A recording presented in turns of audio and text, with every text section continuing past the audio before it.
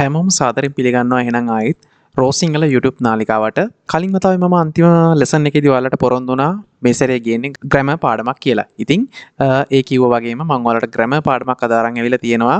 ඒ මොකක්ද කිව්වත් afache to do එහෙම නැත්නම් to make කියන්නේ මොන හරි දෙයක් මම කරනවා. ඒ කියන්නේ මොකක් හරි දෙයක් හදනවා කරනවා අන්නේ ඒ අදහස තමයි මේකෙදි තියෙන්නේ. එතකොට ඒක මම සරල වර්තමාන කාලෙනුත් සරල අතීත කාලෙනුත් සරල අනාගත කාලෙනුත් ඔයාලට කියලා දෙන්නයි හදන්නේ. ඉතින් මුලින්ම මම present tense කියන්නේ සරල වර්තමාන කාලෙන් afache ඒ කියන්නේ කොහොමද දෙයක් මම කරනවා කියලා කියන්නේ කියන එක කියලා දෙන්නයි හදන්නේ. ඉතින් ඒ මුලින්ම ගත්තොත් මම මගේ සුපුරුදු ටේබල් එක මරන් ඇවිල්ලා තියෙනවා ඔයාලට මේ දේවල් කියලා දෙන්න. මුලින්ම රුමේනියන් තේරුමත් ඊට පස්සේ ඉංග්‍රීසි වලින් තේරුමත් ඒ වගේම සිංහල වලින් තේරුමත් මම ඔයාලට අරගෙන ඇවිල්ලා තියෙනවා.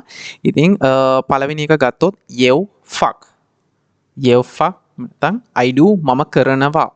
මෙතනදී fuck you fuck මේක කරනවා කියන අදහස රුමේනියන් වචනයෙන් තිබුණා. නමුත් ඉංග්‍රීසි භාෂාවෙන් එන්නේ ඒකට වෙනමම තේරුමක්. නමුත් ඒක කියා කරන්න එපා. මොකද රුමේනියන් භාෂාවේදී ඒකට ලස්සන අර්ථයක් දීලා තියෙනවා මෙයාලා ඉංග්‍රීසි භාෂාව වගේ නෙවෙයි. ඉතින් එහෙනම් ඉස්සරහට ඉතුරු ටිකත් කතා කරගෙන යමු. to fetch කියන්නේ you do නුඹ කරනවා. නුඹ ඔයා මොකක් හරි දෙයක් මේ වෙලාවේ කරනවා කියලා කියන්න මේ to fetch කියන වචනේ පාවිච්චි කරන්න පුළුවන්. ඒතකොට ඒ වගේම ඔහු හෝ ඇය කියන එකට fetch කියන්නේ does එහෙම නැත්නම් ඔහු කරනවා ඇය කරනවා මොකක් හරි දෙයක් අන්න ඒකටත් මෙහෙම fetch කියලා කියනවා. ඒතකොට noi fetchem අපි මොන හරි දෙයක් කරනවා. එතකොට ඒක fetchem voi fetchets යයි නැත්නම් යලේ fuck.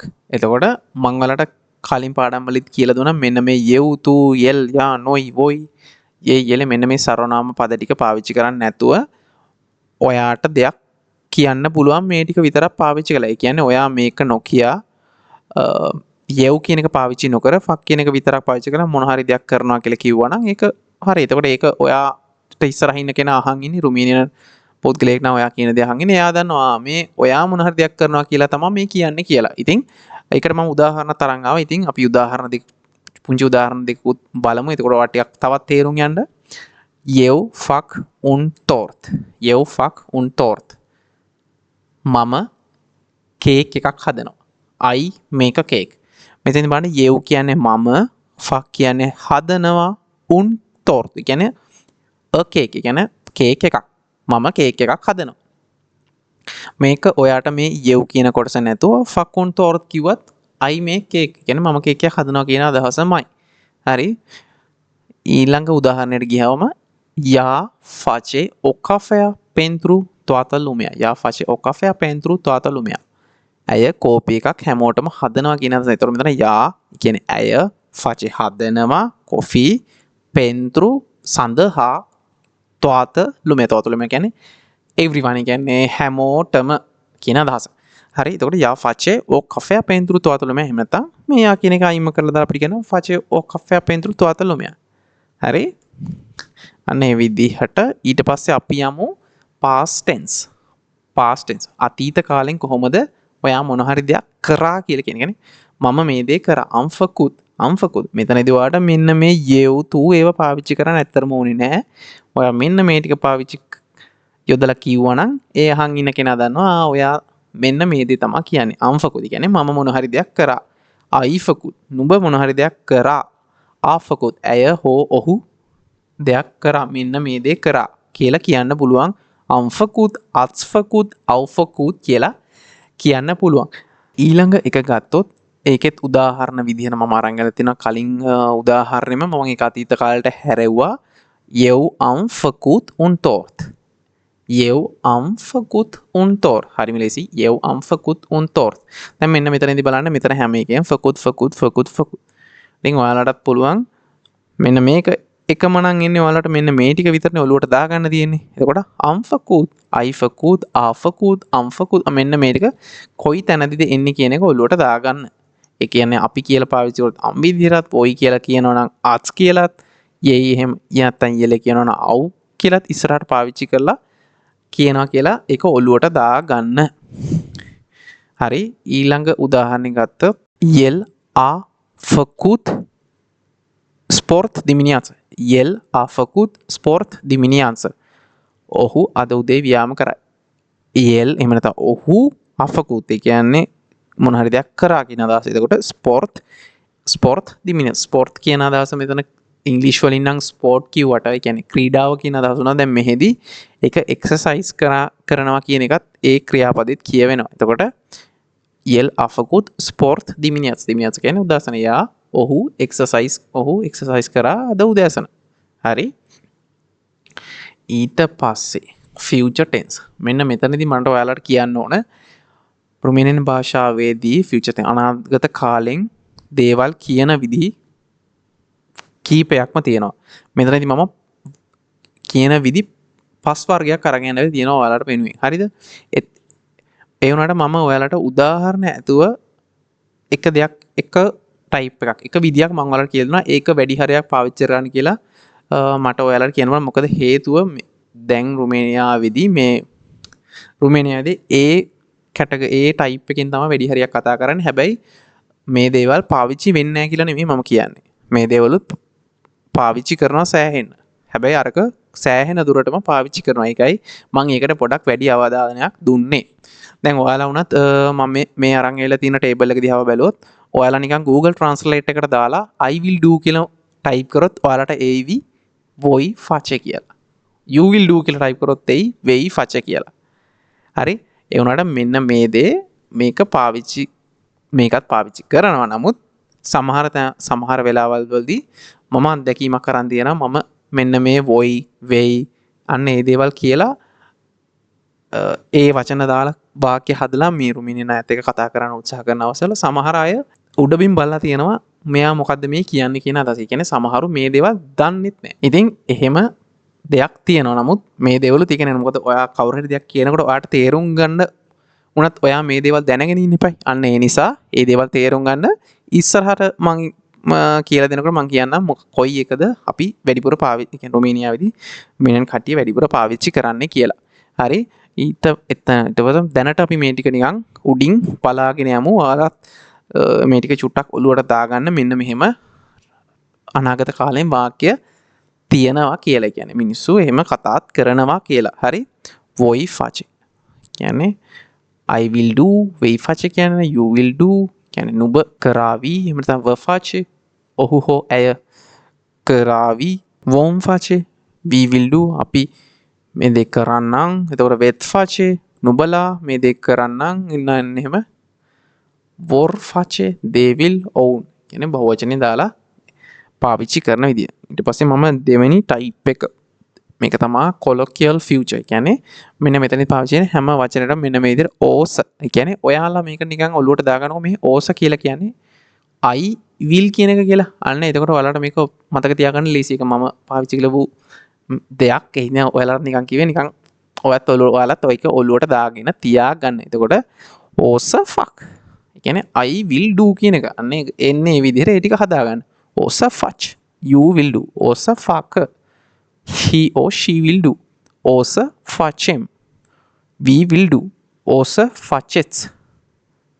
You will do. Osa faka. They will do. හරි? මේ ටික ඇත්තටම දැන් මෙන්න මෙතනදී ඕන්නෙම නැති තරම් මේක ඔයාලට ඇත්තටම පාවිච්චි කරන්න ඕනේ. you osa fak අන්න එහෙම කියන්නේ නැහැ. ඇත්තටම මෙහා කෙලින්ම කියන්නේ osa fak. osa fach. osa fak. osa fach. අන්න ඒ විදිහට. හරි? එතකොට ඔයාලට මේ මගේ වොයිස් එක අහන්න නැතුව මේ දේ ගැන ආපහු ඔයාලට බලා ගන්න ඕන නම් කියලා මම මෙතනදී මෙන්න ලියලා තියෙනවා ටයිප් කරා used often in spoken. ඒ කියන්නේ මෙන්න මේක තමයි වැඩිපුරම පාවිච්චි වෙන්නේ කියන එක. හරි? ඊට පස්සේ අපි යමු මේකේ උදාහරණ පොඩ්ඩක් බලන්න. Oss fuck und tort. Oss fuck und tort. මම කේක් එකක් හදන්නම්. කියන්නේ එහෙම නැත්නම් I will make a cake. මම කේක් එකක් හදන්නම්. ඕසෆාක ස්පෝර්ට්. ඕසෆාක ස්පෝර්ට්. ඔහු ව්‍යායාම කරනු ඇත. He will exercise. ඔහු ව්‍යායාම කරાવી. අන්න ඒ විදිහ අදහසක් දෙන්න. මෙන්න මේ විදිහට සරලව ඕසෆාක් අන්න ඒ විදිහට පාවිච්චි කරලා සරල වර්තමාන කාලෙන් අපිට වාක්‍ය කතා කරන්න පුළුවන්. මේක තමයි මම අරන් ආපු තුන්වෙනි ටයිප්. ඒ විදිහට මම 3 වෙනි ටයිප් එක 4 වෙනි ටයිප් එක 5 වෙනි ටයිප් එක විදිහට ටයිප්ස් පහක් ඔයාලට මම අරගෙන හැබැයි මම මේ දේවල් මේ ඉතුරු ටයිප්ස් ටික මම ඔයාලට නිකන් උඩින් කියාගෙන විතරක් යන්නම්. මොකද වීඩියෝ එක ගොඩක් දිග්ගැස් වෙනවා. එතකොට බෝරින් වෙනවා. ඉතින් ඒ හින්දා මේ ටික මම නිකන් කියාගෙන යන්නම්. ඒ වගේම මම මේක මගේ මේ ඩොකියුමන්ට්ස් ටික මේ ටේබල්ස් ටික මම මගේ Facebook page එකේ මම පළ කරන්නම්. ඒතකොට ඔයාලට ගිහිල්ලා ඕන වෙලාවක ඒ දේවල් බලන්න පුළුවන්. ඒ වගේම ඔයාලට මොන හරි ප්‍රශ්නයක් තියෙනවා නම් පල්ලෙහින් කමෙන්ට් එකක් දාන්න. මම අනිවාර්යෙන් රිප්ලයි කරනවා මට පුළුවන් වෙලාවක් හම්බෙච්ච ගමන්ම.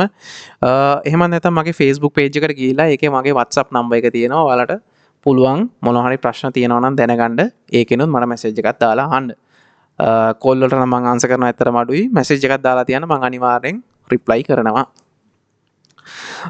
හරි එතකොට type 3 am Safi Fakut I Safi Fakut are Safi Fakut avem Safi Fakut avet Safi Fakut au Safi Fakut මෙතෙන්දිත් මේව පාවිච්චි කරන්න ඕනේ නැහැ සර්වනාම පද ටික යෙව්තු යෙල්යා ඒ ටික ඕනේ නැහැ මෙන්න මේ වචන ටික පාවිච්චි කරලා ඔයාලට කතා කරන්න පුළුවන් රුමේනියන් භාෂාවේදී මෙන්න මේවා ඉතින් ඇත්තටම අමාරු මතක තියාගන්න කියලා ගොඩාක් දේවල් තියෙනවා රුමේනියන් භාෂාව.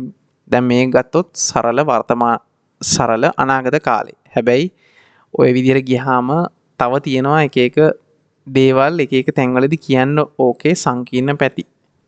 හරි. අන්න ඒ හින්දා ඒවා ඇත්තටම අමාරුයි රුමේනියන් භාෂාවේ ග්‍රැමර් කියන එක ඇත්තටම ඔලුවට දාගන්න අමාරුයි. මොකද අපි අහලවත් නැති භාෂාවක් ඉතින් එහෙම ඉගෙන ගන්නකොට හරි අමාරුයි. අනිත් එක තමයි රුමේනියන් භාෂාවේ ගොඩක් වචන වලට සමහර වචන තියෙනවා ඒවට එක වචනේ වුණාට ඒවට තේරුම් කීපයක් තියෙනවා.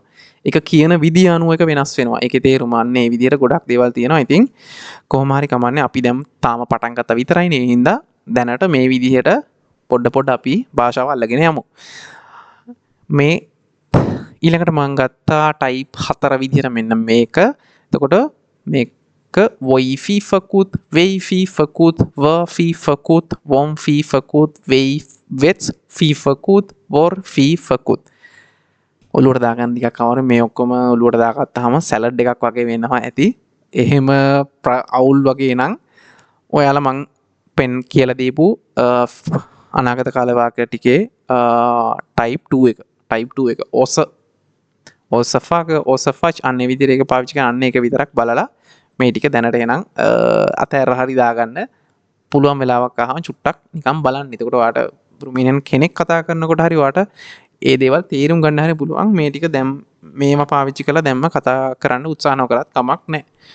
type 5 මේක අනිත් ඒවාට වඩා ටිකක් වෙනස්. මෙන්න මේකේ චූටි වචන ටිකක් ඉස්සරහට මේක අහලවත් නැතුව ඇති සමහර විට ඔයාලා. Oi face, ui face, a face, om face, ut face, or face. I will do, they will do. ඒ විදිහට ඒ දේවල් ටික මෙන්න මේ විදිහටත් රුමේනියන් භාෂාවෙන් කතා කරනවා කියලා නිකන් මතකේ නිකන් ඔලුවට දාගන්න නිකන් බලලා තියාගන්න. හරි? ඉතින් ඔන්න ඔය විදිහට මම මේ පාඩමත් ඉවර කරනවා. තවත් අලුත් පාඩමකින් හම්බෙමු. එහෙනම් ස්තුතියි මුල්සුමෙස්ක්. See you in next lesson. රුමේනියන් භාෂාව ඉගෙන ගන්න කැමැත්තෙන් ඉන්න යාළුවෙක් කරේ මේ ඉන්නවා නම් එයාලටත් බලන්න මේ වීඩියෝ එක share කරන්න. ඒ වගේම මගේ Facebook channel එකට ගිහිල්ලා like කරලා ඒ වගේ මම දාලා තියෙන එකෙත් videos මේ videos ටික මම එකේ තියෙන්නේ. ඒ වගේ මේකේ මගේ ටෙලිෆෝන් නම්බර් එකත් මගේ ඊමේල් එකත් ඒ හැම විස්තරම තියෙනවා. ඔයාලට මොනවා හරි ප්‍රශ්නයක් තියෙනවා නම් ඒකනොත් මට message එකක් දාන්න පුළුවන්. ඉතින් පුළුවන් වෙලාවක මම මේ දේවල් වලට reply කරන්නම්. එහෙනම් තවත් අලුත් පාඩමකින් හම්බෙමු. ලරේ වෙදරේ.